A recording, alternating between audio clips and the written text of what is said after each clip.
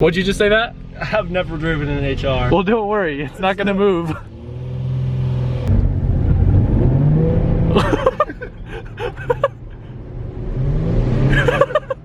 That clutch is so bad.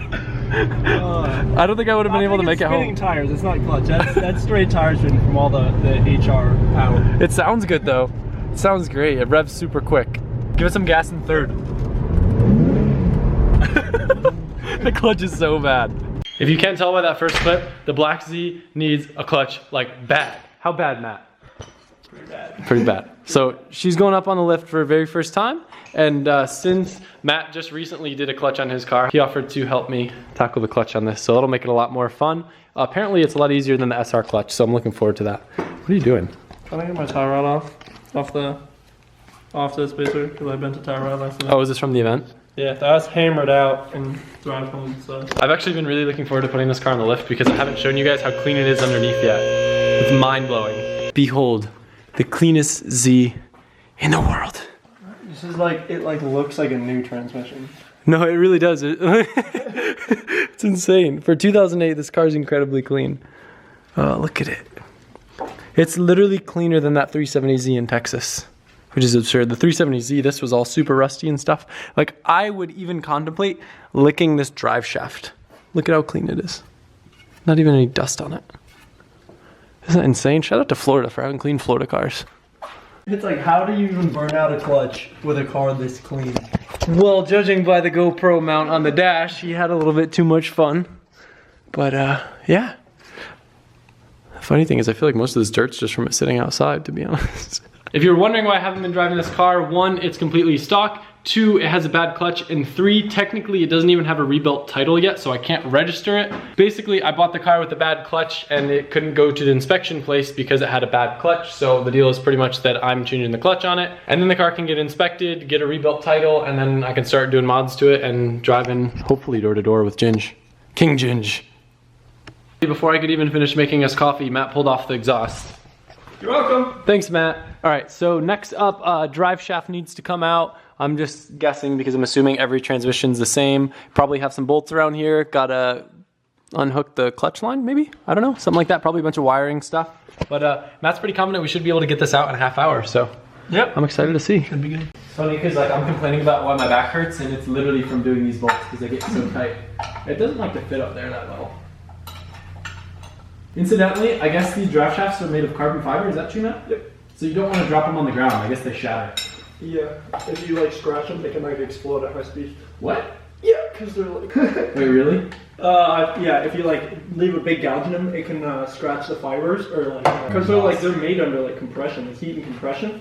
So they have like a decent bit of preload in them, I guess you would say. So they can like explode at high RPM. Good to know. It would have been nice to do like dual caliper rackets and like a diff at the same time, just to like... Yeah, or at least the lines. Yeah. But... Oh, I didn't think about that, huh? When do you... Oh, we probably should have pulled the shifter off, huh? Oh yeah, I forgot, because my car I don't have to do that. Yeah, we literally did forget that part every time. Wait, why don't you have to do it in your car? Because mine, there's like a further shifter linkage. All this is removed, and it's like one bolt that goes through. Really? Yeah, because my new shifter. We've done this how many times and I forget the most noob thing in the world. This is my secret on how I get up on the car while it's on the lift. You ready for it, Matt? I might need you to hand me up the tool. Whoops. It's kind of tricky. All my parkour training comes in handy.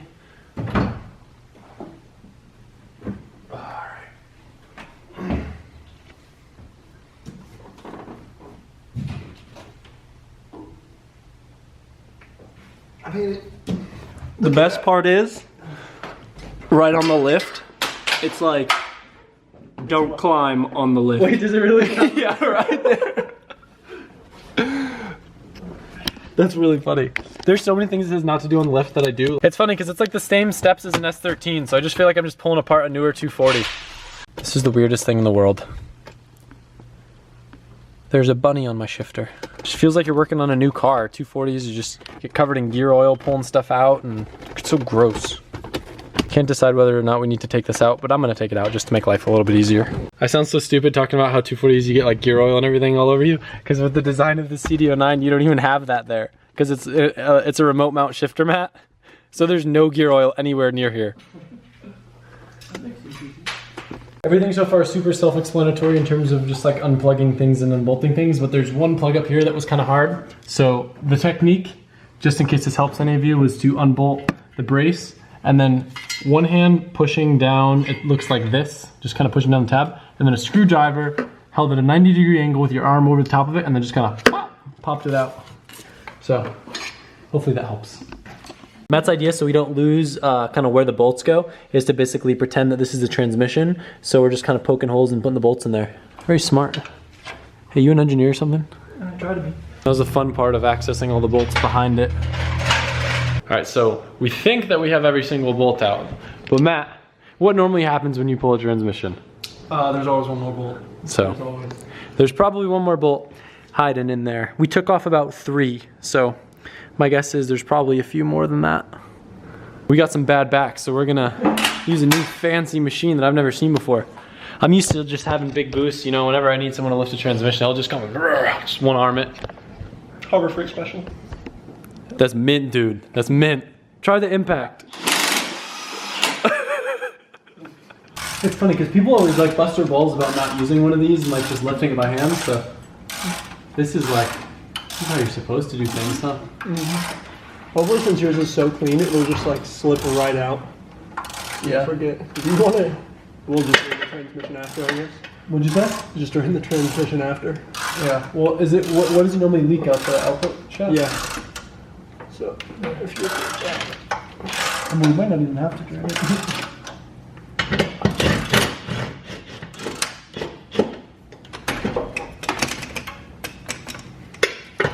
It's kind of cool.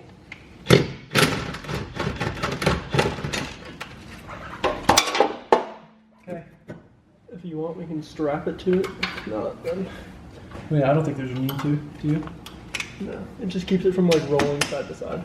I'm not really too worried about it. We can do that once it gets lower. Yeah. So,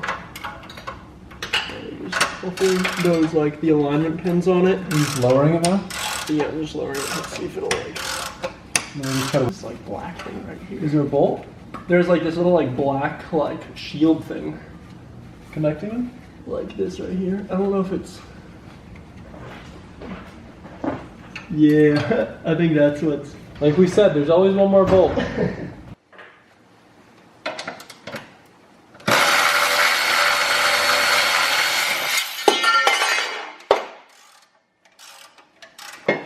Here, I got it. It won't Push it back. Make sure it doesn't hit the O2 sensors. What? What? So it doesn't break them? I don't care. Well, you have to put them in your test pipes. I do? Yeah. But there's no cats. What? Doesn't matter, it's still CO2. You'll throw a check engine light for sure. Oh, check engine light. But like, it's good for your ECU to know what your air fuel is. ECU. Because it has 2, it has before and after cat. It'll be 3 to see.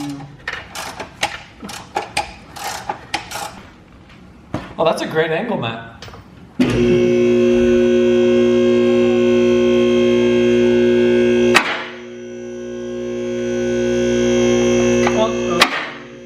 got it? Yeah, it's like one of the plugs caught on the transmission, started pulling it up. Ready for it? Wait, did I miss a bolt? Nothing, it's just like... No, you just gotta have alignment I think it's pins. being held up there. Friction. Are you ready for it? Yeah. Maybe? Oop. There we go. Smells like burnt clutch. It honestly doesn't look as bad as I thought it would. To be honest. Is it? It's not even to the rivets, is it? No. I think the pressure... Oh, it's dirty. I think the pressure plate just kind of gave out. Huh. I wonder if just the clutch wasn't adjusted. Could you imagine? That would have been so annoying. Even so, you would have gone through it anyway. Yeah, because it's already so burnt. What is that? Is a flywheel like tack welded? Is that how it comes? Hmm. There's just like little random tacks. Is that how it comes? Do you see it? You see what I'm talking about? Yeah. Does that look weird? I wonder if that's for like weighting. That's how they balance the flywheel that way. Huh. Is they add welds. That would make sense. But they're all over. Huh. Another tool that you may not have laying around is a, what is it, a T55? Yeah, T55 Torx bit. For the flywheel bolts. Like $3 at AutoZone or Advanced. Yeah, but it's so inconvenient when you're like in the middle of a project and you gotta run to the store. Yeah, it was like 2 a.m. when I realized I needed mine. It's the worst. So that's why it took me a little bit of an extra day. What we've done in 2 hours took Matt 2 days the first time that he did it. I also didn't have a lift. Never done this before, so half my time was YouTubing what I'm doing. Hopefully this video can help some of you. Yeah. Oh my gosh, this is so easy. My impact wasn't strong enough to do this, so I had to do everything by hand and brace this flywheel. I'm gonna insert a picture real quick here that Matt sent to us at like 3 a.m. when he got done pulling his transmission. It was so terrible. I was so dirty. Matt's pretty confident that this next part's gonna be the highlight of the video. I'm just so, oh jeez. I'm just so proud that I thought of this myself. Someone probably already did it, but hopefully this is the right size. Oh, you taking my bump stouts up from me, Matt? I'm taking your bum stop off. Why are you taking my bump stop off, dude? So, Bro, because this piece I don't want angle. is Jesus, that is long. This piece is the perfect diameter for the pilot bushing. So you just wrap that in a little electrical tape to create a seal. Then we use some grease and some magic. Oh, you're just gonna like push the grease to like push it out? Yeah. We use bread. Alberto got so mad at me when I wanted to use bread. He like wouldn't let me. Bread works. It's just grease is a lot easier. All right, we got grease. All right. I found this actually laying in my garage. I think it's Alberto's. So I actually just used this to pull the bearing out. And unfortunately, we didn't get to see Ginge's method. I feel bad. It was cool. I feel like I just robbed you of something special. It was cool. I'm sorry. So while everything's off, makes a really good opportunity to pull off these cats and put some test pipes on. I want to do this on the giveaway car so badly, but if it goes to someone that wants to register it in a state with emissions, I don't want to give you a hard time. So, yep, should be easy to pull off now with all that access up in there. Look at that. Wow. We can't for the life of us get one of these bolts off for the test pipes. By the way, if you ever do test pipes without your transmission out, your life must suck, so I feel bad for you because there's a lot of room in here. It's spacious. You guys are normally like working in a 2-star hotel in Tokyo. We're like in the country in a 5-star resort with all this room. Look at that. It's just tight. All right, so you're saying we'll hook the slide hammer up to the wrench? Hook the slide hammer up to the wrench. And you think that'll be more than like 180 pounds of us hanging on it? Well, I guess it'll give it that quick, what is it called, an impulse? What's the scientific term?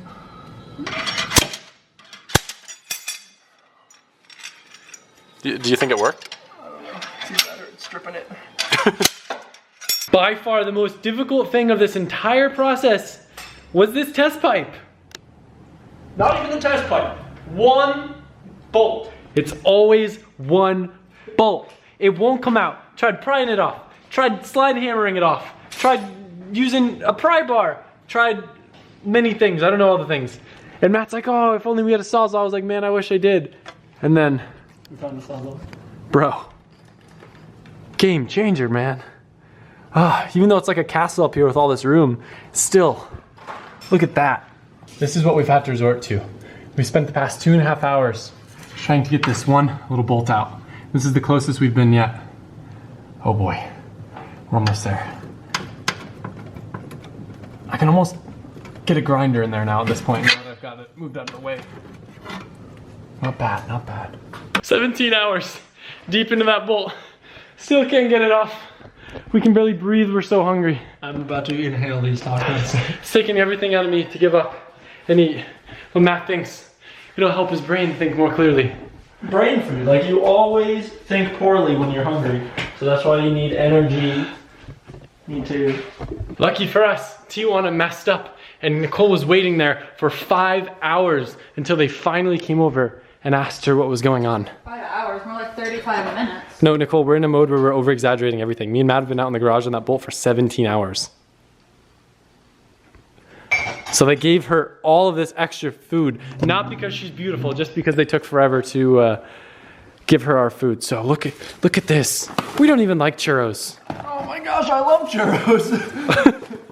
I have succeeded, but I'm gonna reenact it for you guys, because that was a moment of greatness that you missed. All right, She was like this. And I inserted this in here, and it just went, "Wah!" It was like, yeah! Yeah! It was way cooler the first time, I don't know. But like, I'm very excited. We literally, like, R.I.P. cat. Like, we tried so hard. Look at this. We legit used a torch. We used an air chisel. We used grinders and saws and drills and bits and bits and bits. And lions and tigers Oh and my bears. gosh, oh my. Oh. At this point, we're just gonna run the car open headers. We're not gonna deal with any exhaust. All jokes aside though, we are gonna leave the car open test pipes until I get my new exhaust. Look at that, it just came right out. Mint. Now we can do the tranny, what we tried to do in the first place. Oh my God. Yo, the flange is mint, bro. Guy, our flange is mint, yo. Look at that. No bends or nothing, dude. It's made out of some Nissan strong titanium metal and stuff. Look at that. Wow. I think I bent the frame rail with all my force, but oh well. Salvage title anyway. This is all the tools that we used just to get all of this off. Just air chisels, hammers, grinders, Dremels, saws, impact, Pry bars. pliers. Oh my God. Oh my gosh. For one bolt. Literally 3 times the amount of time on this bolt as it took to take the tranny out. It's always one bolt. We're gonna celebrate. We're gonna celebrate. All right. Thanks for watching, guys. I'll see you tomorrow.